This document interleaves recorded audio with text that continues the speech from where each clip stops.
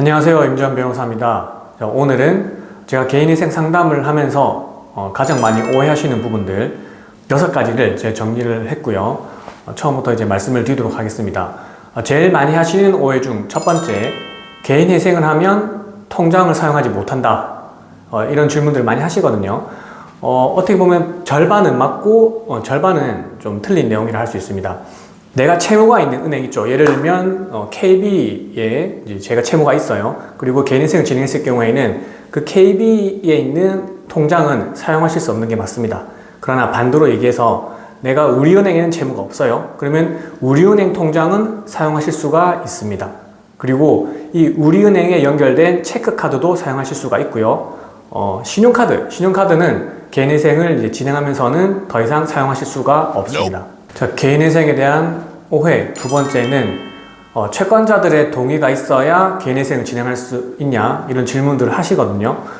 제가 그래서 이 질문들이 왜 이제 가끔 하시는지에 대해서 생각을 해봤는데 상담자분들이 보통 유튜브나 이제 블로그 검색을 통해서 개인 워크아웃이든지 개인 회생에 대해서 많이 알아보고 오십니다.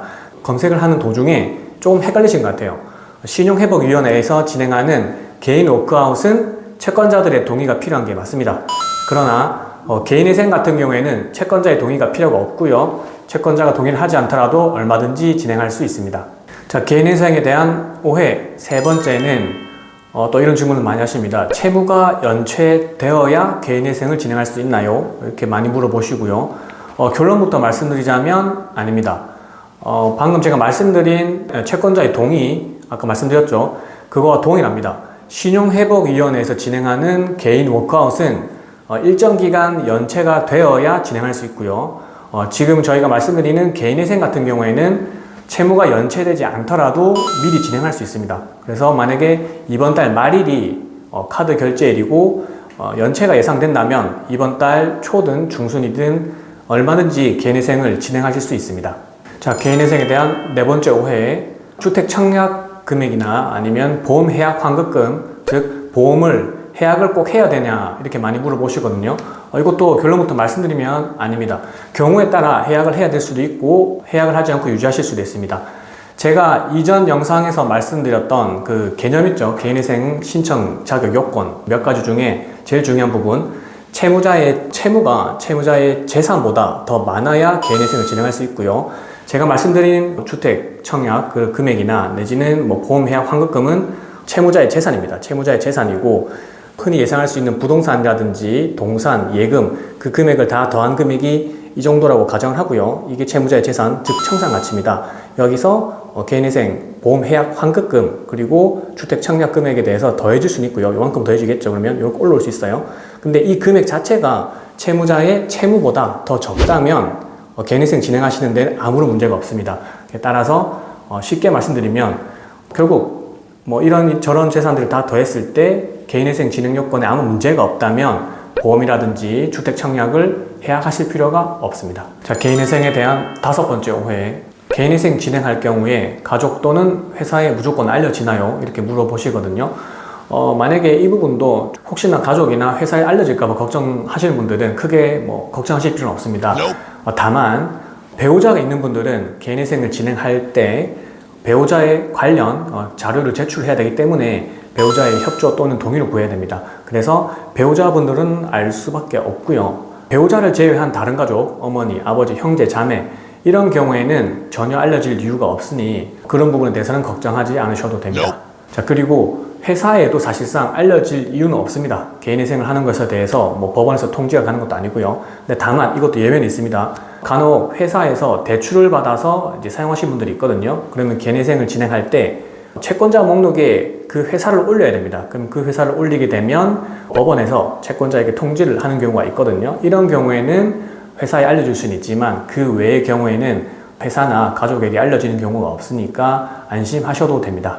자, 개인회생에 대한 오해 여섯 번째, 혹시 채무액이 1,000만 원 이하면 개인회생이 불가능한가요? 라고 질문을 하시거든요. 이것도 결론부터 말씀드리면 가능은 합니다. 다만 개인회생 변제 개월수가 36개월이든 48개월이든 60개월 이렇게 있기 때문에 결국 채무액 1,000만 원 이하라면 100% 변제를 할 가능성이 높다는 거죠. 근데 만약에 내가 100% 변제를 하더라도 이 개인회생을 꼭 진행하고 싶다고 하는 뭐 특별한 이유가 있다면 진행하셔도 되고요. 근데 그게 아니라 나는 꼭 이제 개인회생을 진행하면서 굳이 100% 갖고 싶지는 않다. 이렇게 이제 생각하시는 분들은 진행하실 이유가 없는 거죠. 그리고 제가 방금 말씀드린 그 특별한 이유에 대해서는 뭐 이런 게 있습니다. 채권자들의 독촉 전화라든지 방문 독촉이라든지 이런 부분들을 좀 법적으로 피하고 싶다든지, 그래서 금지 명령을 받고 내 재산에 대한 뭐 강제 집행이나 아니면 뭐 가압류 이런 것들을 피하고 싶다든지, 내가 이런 비용을 지불하더라도 내가 신경 쓰지 않고 나의 대리인 사무실에서 알아서 처리해 주길 바란다든지, 이런 이유가 있으시다면은 채무액이 1,000만 원 이하라도 개인회생을 진행하실 이유는 된다고 생각합니다.